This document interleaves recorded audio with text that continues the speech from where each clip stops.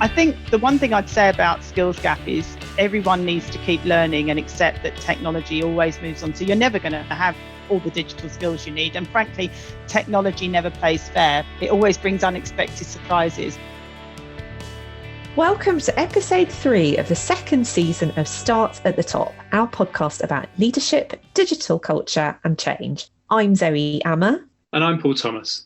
So our podcast aims to bring you interviews with leaders from the public, private and third sector who are using digital to navigate uncertainty and forge a path to the future. We have a fantastic interview for you today with Liz Williams MBE, Chief Executive of FutureDotNow. And it's a really excellent discussion, one that we've been really looking forward to sharing with you.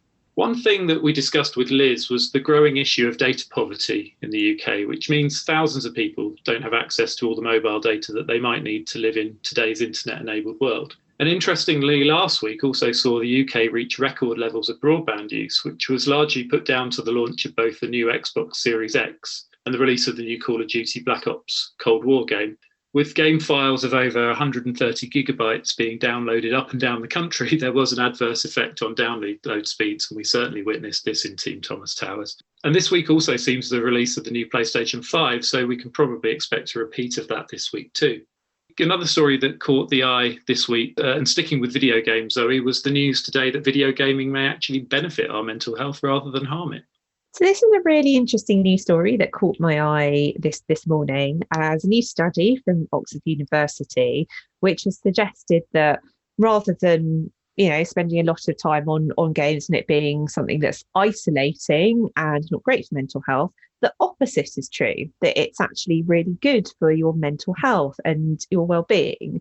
So I wanted to mention this because as someone who doesn't do any gaming, I'd be really interested to hear your perspective, Paul, on whether you agree with this study and also whether there's something here about what leaders can learn from gaming and the whole kind of nature of decision making and doing something as a collective exercise. Oh, there's a topic. And there's some really interesting stuff that we could delve into in that. But I think on the long and the short of it is that I feel that video games have always been vilified in the press forever and ever, as far back as you can remember. And remember when the first Grand Theft Auto titles came out, and it was insinuated that people were going to sort of take to the streets and start with guns and start stealing cars and things like that. And that never really actually happened. And my kids, and I think your kids as well, have got a relationship with video games that is fairly healthy at the moment. We sort of restrict the time that they're allowed to spend on them, but the games all come with things like age rating and things like that, so you can be fairly safe that some of the games that they're playing are sort of fit for purpose and helpful for them. Crucially, I think that the two games in this study were Animal Crossing, which is a Nintendo sort of farming. You sort of look after a character and move them around an island, and you have social interactions, and some of those interactions are online, some of them are offline, but crucially it's a very sort of feel good, moves at a slow pace kind of a game. And another one which is a shooter game which is called Plants vs Zombies. Although it sounds horrific, it's not actually. It's quite it's one of the more sort of safe shooters. So there was a study done on those two games, and I think the study also talks about actual game time. So what they were doing is they were interviewing their subjects at the time that they were playing or just after they played the game. So really understanding games as a leisure activity, not as just a way that we consume time. So I think it's interesting. I think there's a lot to bear out. It will be interesting to see when they delve into other titles. As I said, this week sees the release, or last week saw the release of the new Call of Duty game. I happen to think that might have an adverse effect, certainly on young kids playing it. I always sort of said that any computer game where you get extra points for shooting people in the head is probably something that you probably don't want to hand over to your kids. But I think games like that and some of the activities that happen within those games is probably something that we might need to be a bit more cautious about. And I also think the idea of the games, and this is an interesting line in the article, where it talks about playing a game because it's fun. The paper contrasts intrinsic enjoyment, playing a game because it's fun, with extrinsic, more concerning behaviours such as feeling bullied into playing either by other players or the game mechanics themselves.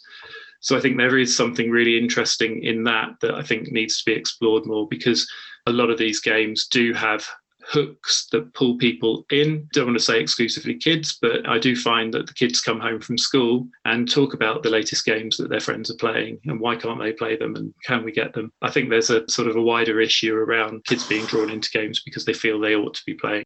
What do you think? Your kids, I've seen them playing Minecraft. Yeah, they absolutely love Minecraft, and they're obsessed at the moment with a game called Among Us. I don't know whether your kids are playing that, but it's basically about, I think there's some kind of imposter, and you find out whether you're the imposter or not at the start of the game, and then you have to kind of change tactics accordingly. And whilst I'm absolutely not a gamer, what I have found a really good challenge, because I have preconceptions about gaming as well, I suppose, is that it's actually really sweet seeing them playing games like that together, because it's very social, and they're constantly talking to each other about it, saying, no, get over here, no, you need to do this. And it's made me question my assumptions about the way it actually can be really good for decision making and resilience, and just seeing them chat to each other while they're doing it. It feels extremely sociable rather than the not sociable. So I think this study is a really interesting first step in getting people to rethink their ideas about gaming, myself included, and I'm really excited to see what the researchers discover next. Yeah, and one thing to throw into the mix is obviously the amount of screen time that our children are getting during the lockdown and the pandemic, because those are easy ways to keep the kids quiet whilst we're all trying to work. So I think their access to games and their ability to sort of, their time playing them is probably increasing over this period. So it's good to know that there are the benefits, teamwork, collaboration, as you said, all those things that play into the actual gaming experience that just don't get reported in the press. So I think it's a fairly good news article for me. And the other thing you wanted to touch on, Zoe. So another story that caught my eye this week is obviously the big news of last week was Biden winning the election. Woohoo! And there was a really interesting news story that popped up, which was about this online sexual harassment task force, which he has committed to setting up, which I think looks really interesting. So it's basically going to be a task force on online harassment and abuse. It's going to be looking at how social media platforms and also federal and state governments and schools can actually flag and prevent online harassment, and also, I guess, wider forms of online harm as well, such as threats, revenge porn. And clearly there's very much a focus here on preventing violence against women, which is great. I also think this is a really interesting step change in how a new president could be dealing with the internet and also Silicon Valley, whereas someone like Trump, clearly very individualistic, could turn a whole news cycle with his tweets. And obviously his tweets are actually being censored at the moment in some cases by Twitter saying, oh, this is not true. This, I think, marks a really interesting step change in how the new US government could actually approach this whole topic of dealing with the internet, protecting the people that use it, and potentially a whole different relationship with Silicon Valley. So it'll be very interesting to see how this turns out once Biden gets into the White House in January. One thing that I think is going to be really interesting is just seeing how the president's relationship with Twitter, because he won't be able to approach it in any way near the same way as it's been treated in the last 4 or 5 years. So I wonder whether they'll urge caution and keep him off it, or whether there'll be a lot more going through the official POTSA account. I don't know. I mean, his whole campaign has been about showing how he is different to Trump. He's a different character. He's a different kind of leader. He's got very different ideas and values. So I think the manifestation of that is partly going to be through his social media presence, isn't it? Yeah, and going back to, I guess, what we've seen with Barack Obama, the way that he treated social media, you could always tell when it was him versus when it was the aides in the background who were sort of speaking on his behalf. And I just think the way that Barack Obama has held himself on social media ever since has just been an example to all other leaders of how to do it and how to do it in a measured way and how never to get carried away with it. Absolutely. So now for our interview with Liz Williams MBE, Chief Executive of FutureDotNow. Really hope you enjoyed this discussion as much as we did. We are very excited to welcome Liz Williams to the podcast this morning. Liz is a long-term campaigner on the importance of everyone benefiting from digital technology. She is CEO of FutureDotNow, a business-to-business consortium which focuses on motivating people and businesses to boost their digital skills to thrive in digital UK. And that's never more needed now than it is right this year. Prior to that, she led BT Group's digital and social inclusion strategies and cross-sector collaborations with government, civil society and other leading businesses.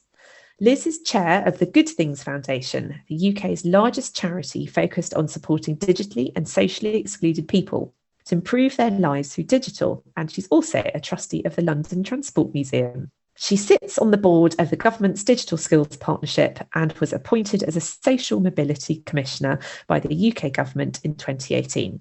Liz was awarded an MBE in the 2019 Birthday Honours for services to digital literacy and social inclusion.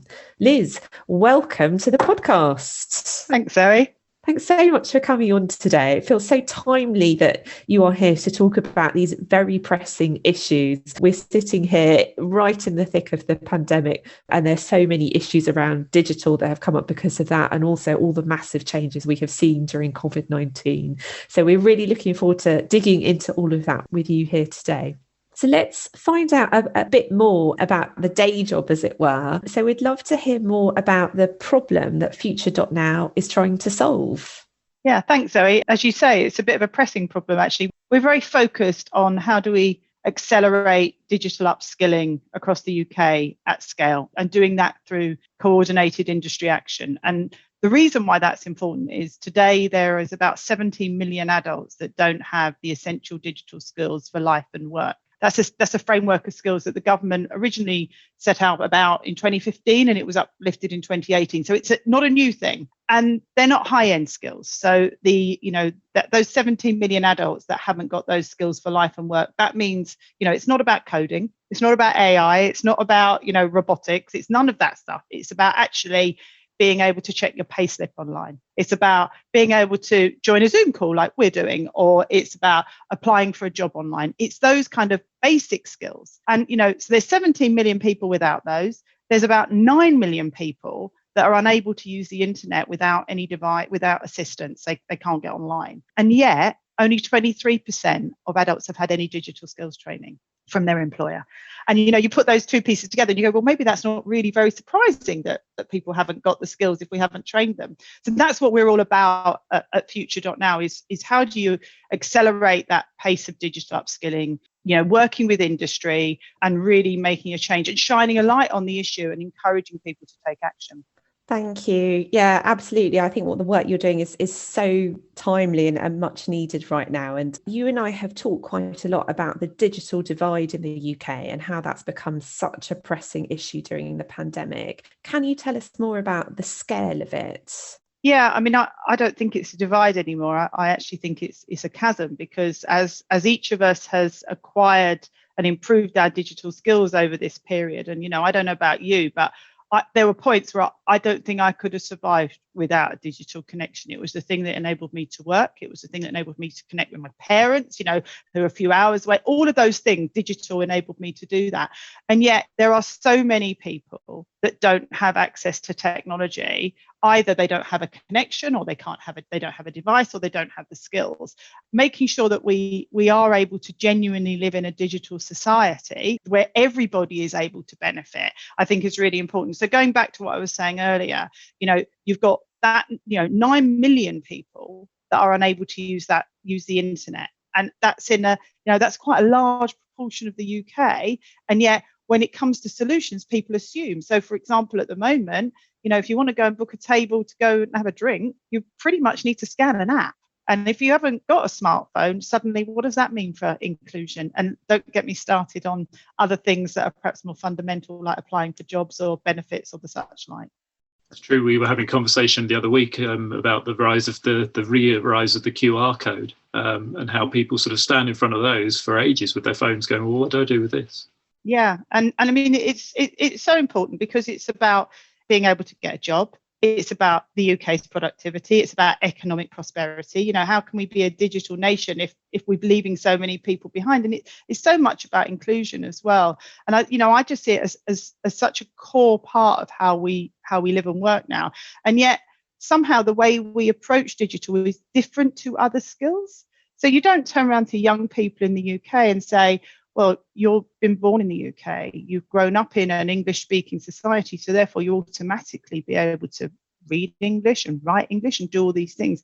And yet somehow with digital skills, we think that people are going to acquire them through osmosis rather than potentially training those skills in. You know, particularly with young people kind of use this term of digital natives, and they're not. They're just people that, you know, they know what they can do with digital. I had a brilliant quote the other day. Someone turned around and said, don't try and get a young person to do something on PowerPoint. It's the equivalent of asking your gran to record a video on TikTok. And it's true. Everybody has their own bit of digital, but they don't have everything. And therefore you need to think about what the training is. And for some people, they have nothing. Absolutely. And it's that gap in provision, or the chasm, as you mentioned as well, that's such a challenge. Can I ask another question there about digital skills? And this particular aspect of digital literacy is very much on my mind with thinking about the secondary school. We're looking at a number of different schools at the moment because my eldest child will be going there in a couple of years. Do you think that we need to be more ambitious as a society here in the UK about what we expect from digital skills? So obviously, you talked there about making sure that those 9 million people acquire those basic skills, but thinking about what the future could look like for all of our children. You know, I'm imagining that lots of them will be working things like robotics and doing jobs that we can't even imagine now. Are there certain things that the education system should be doing as well in order to help create those new digital pioneers of tomorrow? I think that's a whole separate podcast. You should definitely, it's a series of podcasts on that. But I absolutely think so. I mean, if you look at education today, actually, it's not that different what we teach people to perhaps what I learned. And I'm quite old, actually. And, you know, I think we've actually got quite an analog education system, whereas actually you can get knowledge. You just have to ask Alexa to learn something to be able to tell you that piece of information. But actually the ability to really know, you know, have the digital savviness and that, you know, those kind of skills that will really stand you instead for those jobs. Because actually, if you look at where jobs are at the moment, the tech sector's got the biggest amount of growth in stuff. But actually, they said they haven't got people with the skills. But if you haven't got people with foundation skills, how can they grow up to have the higher end skills and have the aspiration to see those as being their careers? So I absolutely think we need quite a radical overhaul of how we educate. I mean, I had a really brilliant thing the other day. Google apparently in the States have just said that there's a course that they've acknowledged. They said it's, you know, it's great, and they've said it's I think it costs about $300 this course. But they've said at the end of it, and it's all about high-end digital skills. If you go through that course, actually they'll treat you as being the same as if you've got a degree, and they'll pretty much pathway you into a role because there's such a shortage. So, you know, I think, you know, trying to get that whole area of how we inspire young people to really see digital as their future and not just a smartphone at the end of their arm, but actually part of their future and their future career, so important. The Google part of the problem as well, because this is very early stages. My son's been in senior school from beginning of September to we're now mid-October. So in 6 weeks, I've seen him. He's using Google Classroom. They've got Chromebooks. That's their entire sort of view on how they access lessons, how they do homework, and all that sort of stuff. But already I start to see that creeping in, that he'll ask Google for an answer, or he'll ask Alexa for an answer, and they only scrape the surface, because you had that age-old problem that we've had in the internet world for years and years and years, that everyone's fighting to be on page one of Google results. And if all these kids are getting access to is page one of Google, then they're not necessarily having the deeper dive into the subjects that they're researching, without, I guess, parent or teachers who are sort of forcing them down the pages, forcing them down into looking and researching. So we're sort of just scraping the surface, I think. I think that's right, actually, and it's a combination, isn't it? It's about soft and hard skills. Actually, the inquiring mind, the inquisitive nature, those are the skills that you need to have. So you don't just accept what's in front of you. And that's about, to me, that's about being a confident digital citizen. What are those rounded skills that you need to have to be able to thrive in this world that is powered by digital. And you can't just expect that Google is going to serve you the best and the right answer, but you have the ability to question it and challenge it. I think that's a really important point, and certainly for young people, such critical skills that business require from them going forward. And there's a danger they won't have those skills. Absolutely. There's a lot at stake here, isn't there? So coming back to this question about the digital divide and the impact that it's been having on our society during the pandemic, you've been involved in this fantastic initiative, Devices.Now. So we'd love to hear more about that and the impact that it's had. Yeah, it's something I'm really proud of, actually. It was a bit of a strategy pivot for us at FutureDotNow. We're not really been involved with access, but as we started to creep towards lockdown, and, if you take yourself back to March, it was a creep, but it was actually a very rapid creep that we moved from, talking about potentially locking down. I don't think anybody really understood what that might mean. And in my role at Good Things Foundation, I was talking to a number of the online centres, people that are actually there in the centres, in the community, helping people through their online journey. And what we were hearing was some really heartbreaking stories of people coming in worried about, people that didn't have their own devices, or people that were saying, one of the stories I heard was about an old lady that came into one of the centres. She was in her 80s, and she wanted to put in a prescription, a repeat prescription for her husband, who was also in his 80s. And she didn't know how to do this electronically, but she knew how to put it into the chemist. But she was worried that by the time that the prescription was ready, we might be locked down. And because she was in her 80s, she wasn't going to be able to go and collect it. And one of the things that centre did was they actually showed her how to set it up so that she could get a regular delivery online. And it was those kind of things that we started to hear about, people that were genuinely, because they didn't have the ability to kind of just to turn over to digital systems, a mother saying, there's no baby milk in the shop. I can't order it online. I don't know how to order it online. I don't know what to do. There were so many of those cases that we heard. And what Devices.Now was bringing together the Future.Now community. We're about 100 employers, and saying we need to get devices and connectivity and training out for these people. And we raised, at the end, we closed the emergency campaign at the end of July. We raised over £1.4 million. We got over 11,000 people connected.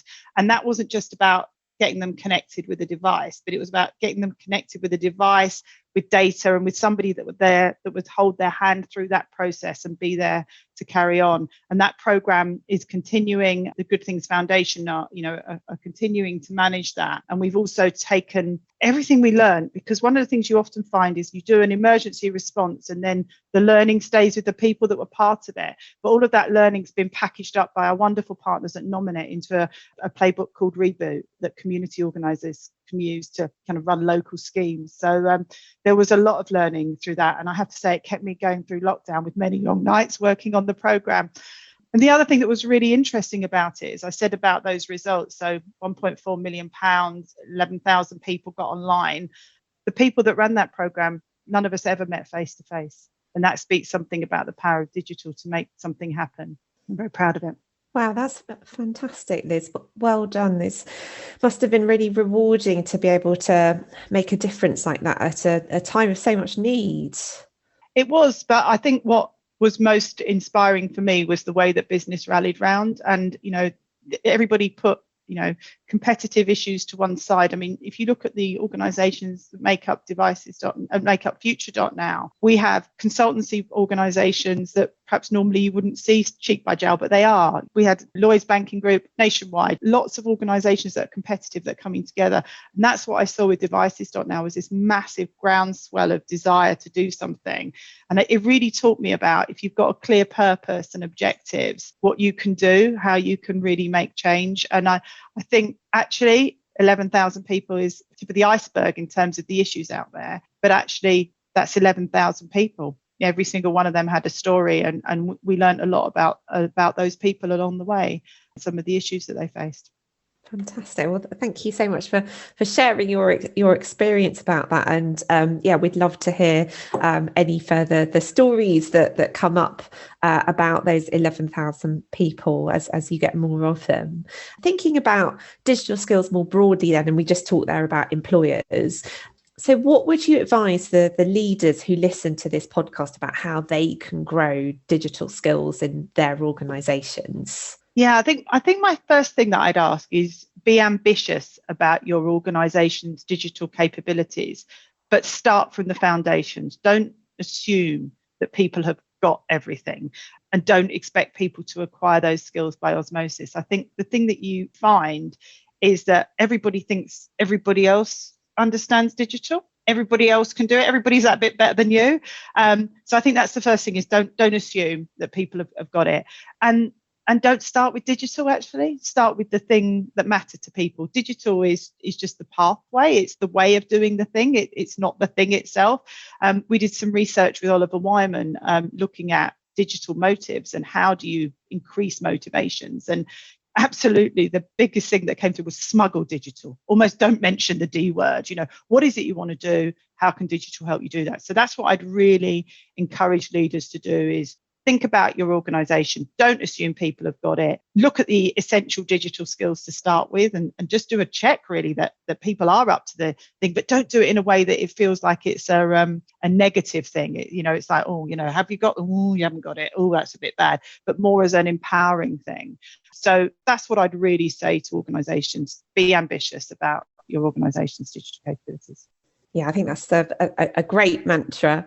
And thinking about different types of organisations as well. So we know that there are organisations like the ones Paul and I run who listen to this podcast, who are small consultancy practices. Are there any ways that organisations like ours can support the great work you're doing at FutureDotNow? Just doing what you're doing today is fantastic. Actually just shining a light on the issue and talking about it.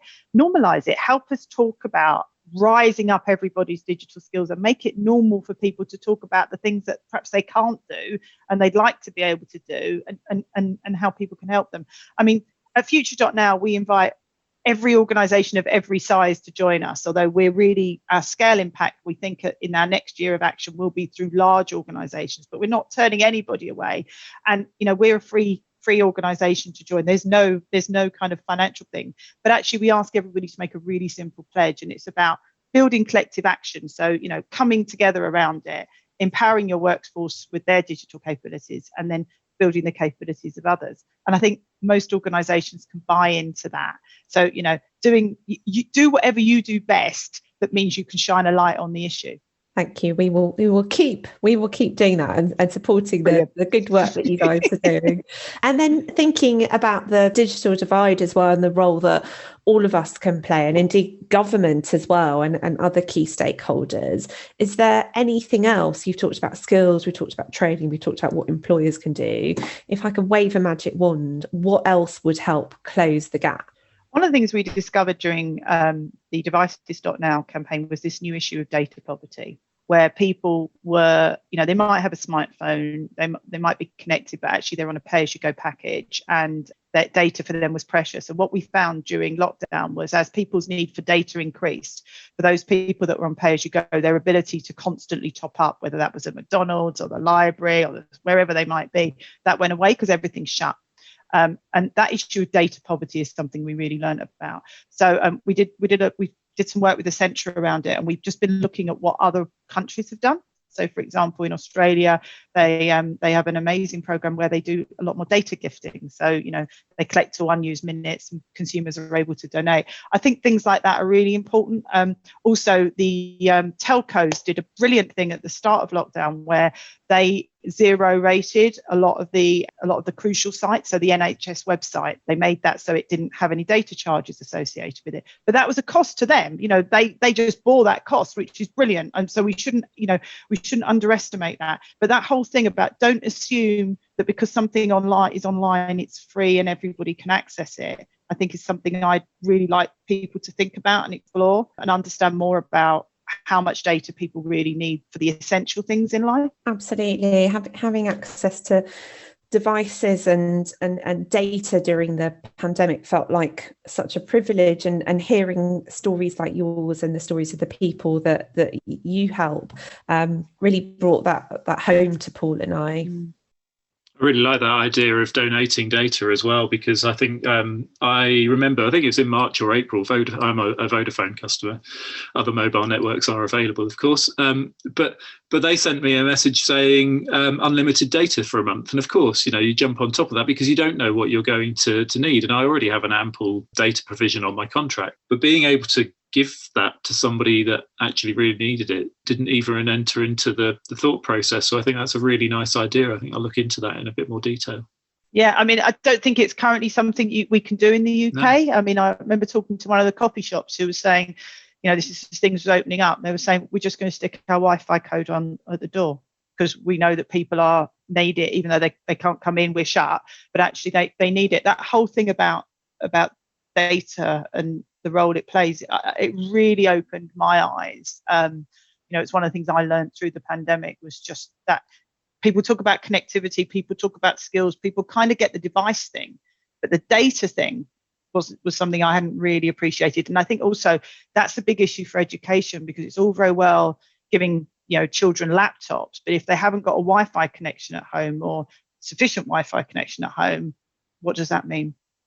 And at the same time, we're having all these sort of broad conversations and worrying conversations of conspiracy theories about 5G and the introduction of 5G. So data has never been more available, but that must be, if you can't get access to it, that must just be like a kick in the teeth the entire time. Yeah. I think it's a whole rich theme to be explored as part of the digital inclusion challenge that the UK has. But, I don't think you can hold it all to government. I don't think you can hold it all to industry. I think this is a big collective challenge that we as the UK, somebody said the other day, we shouldn't waste this crisis that's COVID. We should actually make sure that we learn from it, we grow, we're stronger.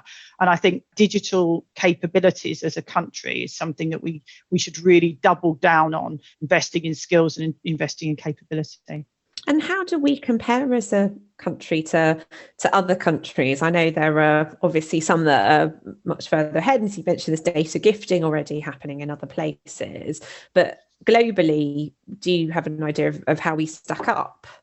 Yeah, I mean, we're certainly not bottom of the pile, are we? I mean, we're a strong contender, but I suppose the challenge that we really have is the pace of which we are moving to be a digital society, and what that means for the people that we might be leaving behind, and how you make sure that you don't leave anybody behind. So although I think it's good to do, good to do international comparisons. I mean, one of the things we want to do at FutureDotNow as part of our regular member pieces in the next few months, we're going to do some sessions talking to learning from India, learning from Estonia. But actually, I think we also just need to look inwardly and say, what would good be for us as a country? Because every country is unique. And frankly, to me, it's not good enough that you've got 9 million people that can't use a device without support in a country that is very, very digitally dependent now. What's the biggest ask from you for the government? I mean, the government's under an awful lot of pressure to do a lot of different things for different people. But I read last week about the taxation of broadband, for example. It just seems it seems unnecessary. Is there something that could be done to bring down the level of VAT on broadband? Because I think it's classed as a luxury item rather than an essential service like gas, electricity, and water. I didn't know that. That's a really interesting perspective on it. I mean, at Good Things Foundation, we just published a digital blueprint, and we're calling on government and others to help this great digital catch up. So I'd encourage anybody that was interested in it to Google and look at the digital blueprint that we've got for Good Things. But what I would say is, I don't think this is something that one department in government can solve. We have to really recognize what digital is to us now. And it's a golden thread. It runs through everything we do. So this is as important for the DWP as it is for DCMS, as it is for BEIS and the industrial strategy. It's every part of government.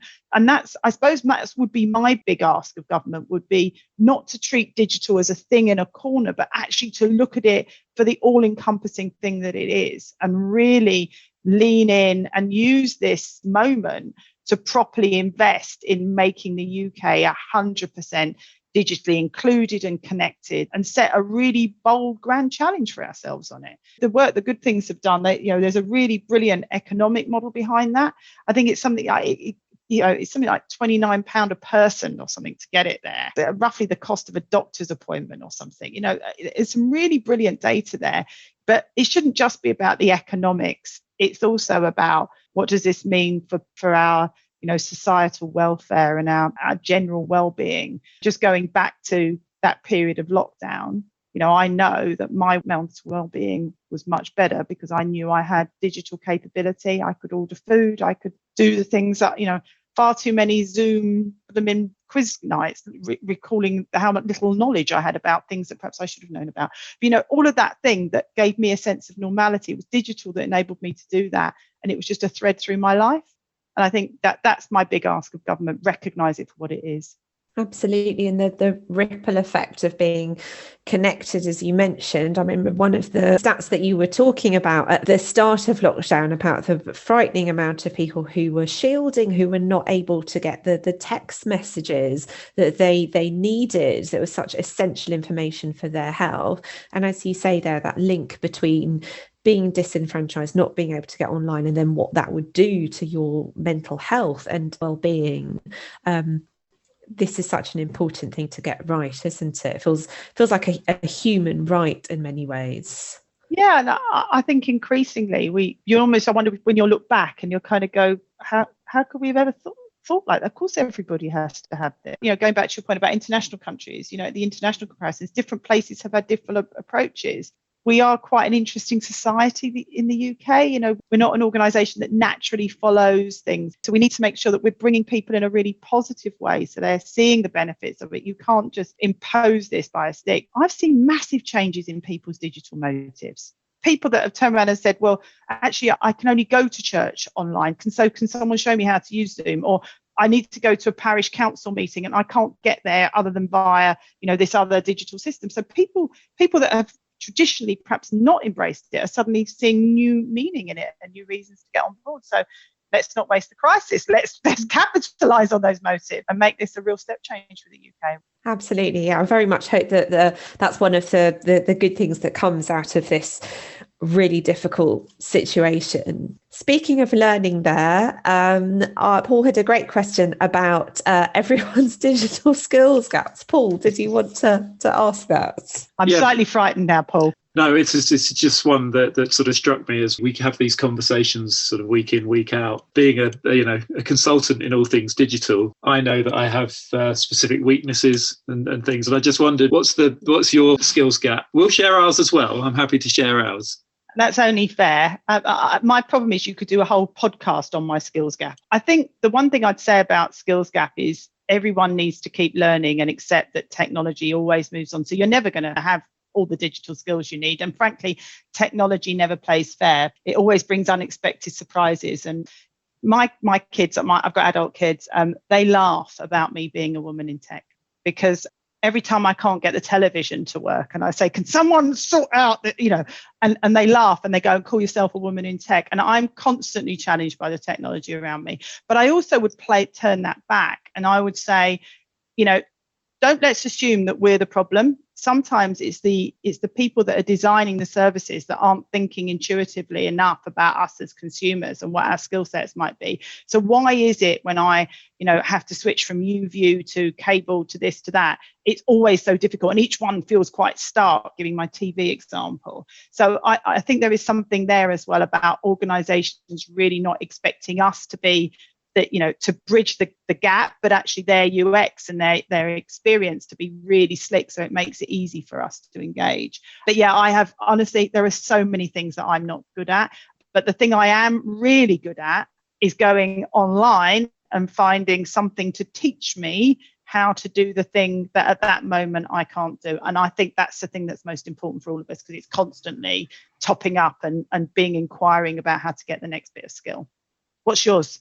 I was going to say, my uncle always says that. It's the one story he always brings up about me and the advice I've given him over the years, where he said, Paul, I can't get something to work and I ring the boys, ring my sons, and they're useless. They can't tell me, or they haven't got the time to tell me. I said, well, do what I do. If somebody asks me a technical question, I go onto Google and I find the answer. It was like a revelation to him. And then suddenly he didn't need to contact his boys anymore because he just Googled the answer and got the approximation. So I think that's a really glib point, but a pertinent point, isn't it? You need to have the ability to be able to do that, just go out and help yourself. So I think that's key. Just thinking this morning, I just don't get Instagram anymore. That's my biggest one. I think so my eldest is getting into TikTok and keeps showing me all the videos and things he's doing on there. But I used to really enjoy Instagram. That was my sort of go-to one. Every time I saw something that I wanted to take a photograph of and I thought that was nice and worth sharing, I would take a photo and share it on Instagram. And then suddenly there's stories and there's all sorts of other different things and boomerangs, and I just don't get it anymore. So, But isn't that the beauty of it? You don't have to, do you? You can choose which platforms you want to engage with. And it's about, at any one time, that thing might be good for you or it might not be. But I suppose the other thing is knowing what's coming. So I think you're probably off Instagram and you are now probably on TikTok. There'll be a change, won't there? But it's just that thing where, yes, I can help you with your social media strategy. I can write you all the policy you want, but I'm not sure I can give you all the advice you need on Instagram. That's when I might need to bring in my learned colleague, Zoe MR. So what's yours, Zoe? Well, I could fill at least another podcast, a series of podcasts about things I'd love to learn about digital, and definitely, many gaps I would like to close as well. If I was going to pick two of them off the top of my head, I'm slightly scared of my printer. Every time there's a paper jam, or, I know there's something not quite right with it, it's making unusual whirring sounds. That is the thing about digital that actually makes me a bit panicky more than other things I do in digital. So that's one thing. I am scared of my printer. And then the second thing that I would really like to grow my skills, and I suspect this is a skill that's going to be really important for our kids, is to develop data scientist skills better. So one of the things that we're thinking about at home at the moment is whether we need to move house to be that bit closer to one of the secondary schools that we've got our eye on for my son. And I was saying to my husband, actually, in order to really inform this decision, is there not a way that we could try and build some kind of model with assumptions about the birth rate? We could get some of the data from ONS and then look at that compared to kind of overlay some of the data that you have in there's various platforms that you can get memberships to, which show you whether you'd have got into certain schools year on year, and then you'd have to make some assumptions about sibling numbers as well. But yes, if I could build a model that would predict that, then that's a chance of getting into the school in a few years' time, then I'd be a very happy person. I think you'd also be a millionaire because people would pay for that stuff. But you're right though. Going back to that thing about what the skills that you turn around to your kids and say, if you're gonna be something, if you're gonna have a certain set of skills, data scientists. They're going to be the rock stars of the future. I'm absolutely sure of it. They're not already, but that it's like the gold, isn't it? Data is gold, and being able to interpret and play with it, that's a fantastic future skill that will mean you will earn a fortune. Brilliant. Get my kids to do that then. Yeah, let them choose their own schools. Well, the way that children are now, they might already have a little sideline before you know it, a little online business of doing whatever. Who knows where they could be operating. Absolutely. I think a side hustle is key, isn't it? Brilliant. Thank you so much, Liz. We've loved talking to you. We've learned so much from it, and you've shared so many great insights about the challenges facing the UK at the moment, and also the opportunities around digital skills. And given that we're all going to be wrestling with the pandemic for some time to come, I'm really looking forward to thinking about the role that we can all play in helping the UK build back better and get more confident in digital. So thank you so much for sharing your story here today. I've loved speaking to you both. Thank you.